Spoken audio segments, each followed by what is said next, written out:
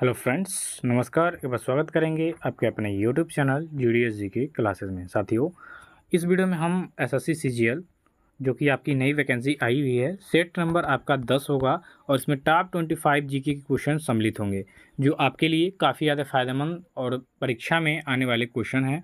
तो हमारे साथ जुड़े रहिए। इसमें देखिए पीवाईक्यू है आपके जीके जीएस का।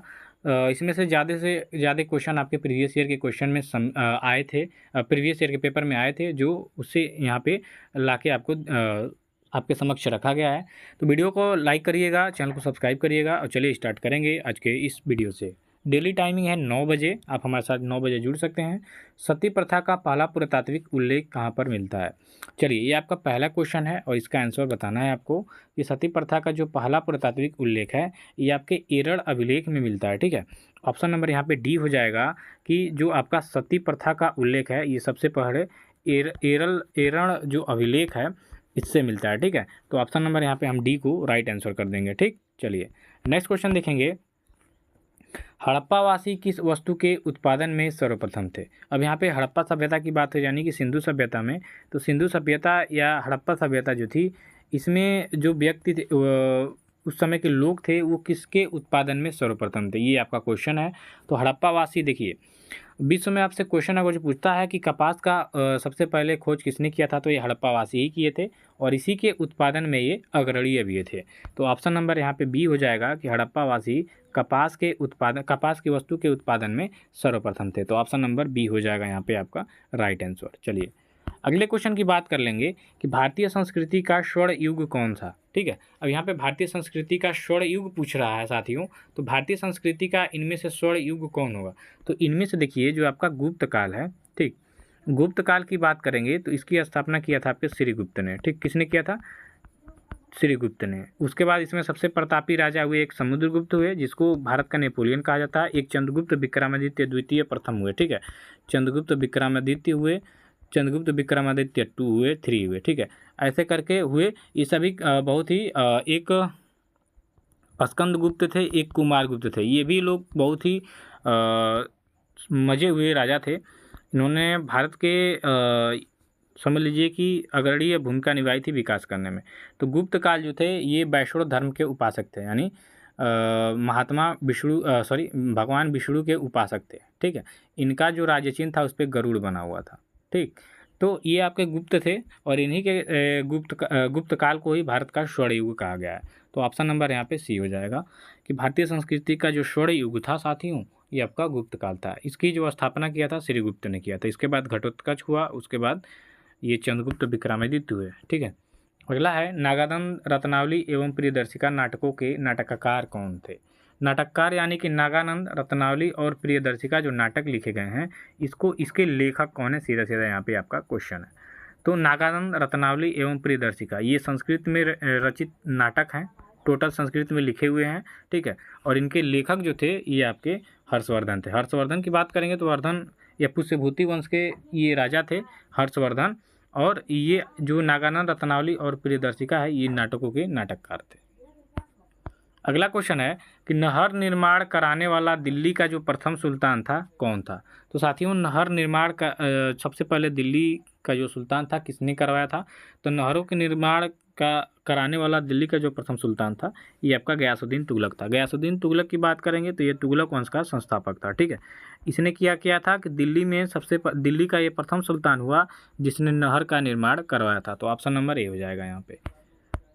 अगला क्वेश्चन है कि महात्मा गांधी को सर्वप्रथम राष्ट्रपिता किसने कहा था? तो साथियों यहाँ पे महात्मा गांधी की बात करेंगे ना, तो महात्मा गांधी को राष्ट्रपिता सबसे पहले सुभाष चंद्र बोस ने कहा था। ऑप्शन नंबर यहाँ पे आपका डी हो जाएगा कि जो सुभाष चंद्र बोस हैं। ठीक है, सुभाष चंद्र बोस। अब इनको भी एक उपाधि मिली थी नेताजी की। ठीक है, सुभाष चंद्र बोस को एक उपाधि मिली थी नेताजी की, और ये नेताजी की जो उपाधि है ये किसके द्वारा दिया गया था? तो एडोल्फ हिटलर द्वारा। ठीक है, हिटलर का नाम आपने सुना होगा, ये इनके बहुत ही करीबी और मित्र थे सुभाष चंद्र बोस जी। तो इनको नेताजी की उपाधि दिया गया था एडोल्फ हिटलर द्वारा, और इन्होंने जो सुभाष चंद्र बोस जी हैं ये महात्मा गांधी को राष्ट्रपिता की उपाधि दिए थे या कहा था। तो ऑप्शन नंबर यहाँ पे डी हो जाएगा। अगला क्वेश्चन क्या है आपका कि भारतीय संविधान के किस अनुच्छेद के अंतर्गत वित्त आयोग के गठन का प्रावधान है? यहाँ पे वित्त आयोग से संबंधित क्वेश्चन आ रहा है और ये काफ़ी ज़्यादा इंपॉर्टेंट हो जाएगा आपके एग्जाम की दृष्टि से। और ये आपके पिछले SSC CGL, SSC CHSL, MTS GD, इन सभी एग्जामों में ये कई बार क्वेश्चन रिपीट भी हुआ है, तो याद रख लीजिएगा। आज इसको रट डालिए। अनुच्छेद 280 देखिए, आर्टिकल 218 में आपका ये वित्त आयोग जो है इसका गठन से संबंधित प्रावधान दिया गया। तो 280 याद रख लीजिए, वित्त आयोग। अगला क्वेश्चन है कि भारतीय सशस्त्र सेनाओं का सर्वोच्च कमांडर कौन होता है? तो भारतीय सशस्त्र सेना यानी जल थल, ठीक है, जल थल और वायु, इन तीनों सेनाओं का जो सर्वोच्च कमांडर होता है वो कौन होता है? ठीक है, तो जल थल और वायु का जो सर्वोच्च सेनापति होता है या कमांडर होता है, ये भारत के राष्ट्रपति होते हैं जो वर्तमान में रहते हैं। ठीक है, तो भारत के राष्ट्रपति हो जाएगा। यहाँ पे ऑप्शन नंबर आपका दिया हुआ है विकल्प बी, राष्ट्रपति, तो ऑप्शन नंबर बी हो जाएगा।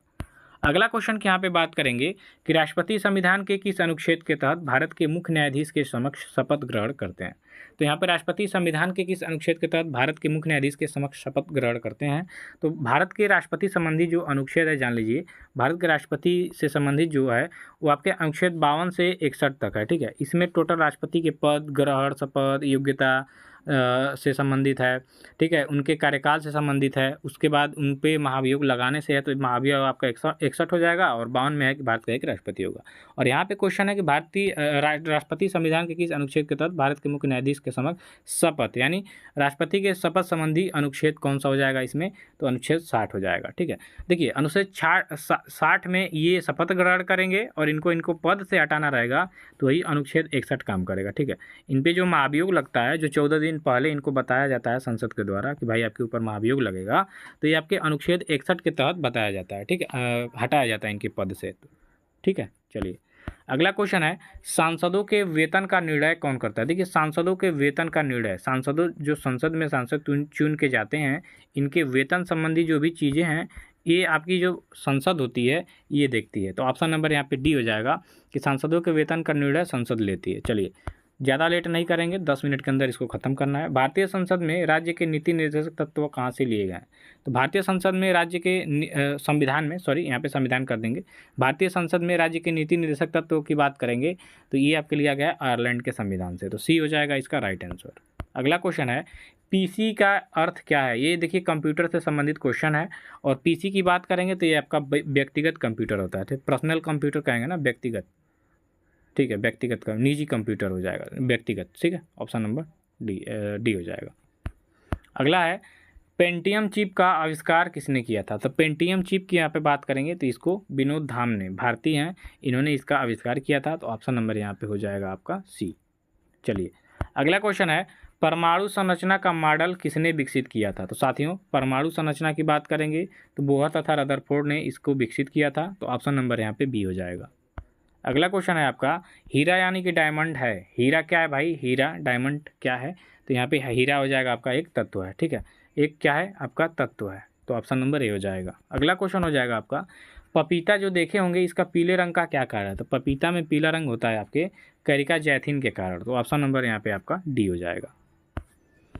अगला क्वेश्चन है कि नींबू का कैंकर रोग किससे होता है? तो नींबू में एक कैंकर रोग हो जाता है साथियों, और ये होता है आपके किसके कारण? तो जीवाणुओं के कारण, यानी कि जो बैक्टीरियाज होते हैं इनके कारण नींबू का कैंकर रोग होता है। चलिए नेक्स्ट क्वेश्चन देखेंगे, जीवद्रव्य शब्द का प्रयोग सर्वप्रथम किसने किया था? जीवद्रव्य की यहाँ पे बात हुई है। ठीक है, जीवद्रव्य जो है इसका, देखिए जीवद्रव्य यानी प्रोटोप्लाज्मा, इसका प्रयोग सबसे पहले किसने किया था? तो इसका हो गया आपका पुरकिंजे। ऑप्शन नंबर बी हो जाएगा। अगला क्वेश्चन है आपका, देखिए जो हम दवाई लेते हैं, दवाई मेडिसिन, इसमें जो कैप्सूल होता है इसका जो आवरण यानी ऊपरी परत होती है किसकी बनी होती है? तो कैप्सूल का ऊपरी परत बनी होती है आपके स्टार्च का। ऑप्शन नंबर ए हो जाएगा। चलिए नेक्स्ट क्वेश्चन हो जाएगा, विटामिन ए का महत्वपूर्ण स्रोत निम्नलिखित में से कौन है? तो विटामिन ए की बात करेंगे तो सबसे ज़्यादा पाया जाता है आपके गाजर में। ऑप्शन नंबर यहाँ पे बी हो जाएगा। अगला क्वेश्चन है कि नासिक किस नदी के किनारे पर स्थित है? नासिक की बात करेंगे तो ये आपके गोदावरी नदी के किनारे पर स्थित है। ऑप्शन नंबर यहाँ पे सी हो जाएगा। अगला क्वेश्चन है, फुलकारी कढ़ाई का संबंध आपके किस राज्य से है? तो फुलकारी कढ़ाई की बात यहाँ पे करेंगे तो ये आपके पंजाब स्टेट से संबंधित हो जाएगी। ऑप्शन नंबर यहाँ पे ए हो जाएगा। चलिए नेक्स्ट क्वेश्चन है, कम्बाला त्यौहार आपके किस राज्य में मनाया जाता है? साथियों यहाँ पे कम्बाला, कौसे कम्बाला और कौसे कर्नाटक हो जाएगा। कर्नाटक में आपका कम्बाला त्यौहार मनाया जाता है, जिसमें भैंसा दौड़ शामिल होता है कम्बाला वाला। तो कंबाला त्यौहार कर्नाटक में मनाया जाता है। अगला क्वेश्चन देखेंगे, पंडित बिरजू महाराज निम्न में से किस नृत्य शैली से संबंधित हैं? तो पंडित बिरजू महाराज की बात करेंगे तो ये आपके कथक से संबंधित हैं, कथक नृत्य शैली से। ऑप्शन नंबर यहाँ पे आपका डी हो जाएगा कि पंडित बिरजू महाराज निम्न में से जो कथक है इससे नृत्य शैली से संबंधित है। अगला क्वेश्चन है कि भारत में सबसे बड़ा बौद्ध स्तूप कहाँ पर स्थित है? तो भारत में सबसे बड़ा बौद्ध स्तूप जिसको बनवाया था किसने? अशोक ने, ठीक है। ये आपके मध्य प्रदेश के सांची जिले में, सांची में स्थित है। तो ऑप्शन नंबर यहाँ पे आपका डी हो जाएगा कि भारत में सबसे बड़ा बौद्ध स्तूप आपका सांची का स्तूप है, ठीक है। यहाँ पे महात्मा बुद्ध की अस्थियों को रखा गया संजो के।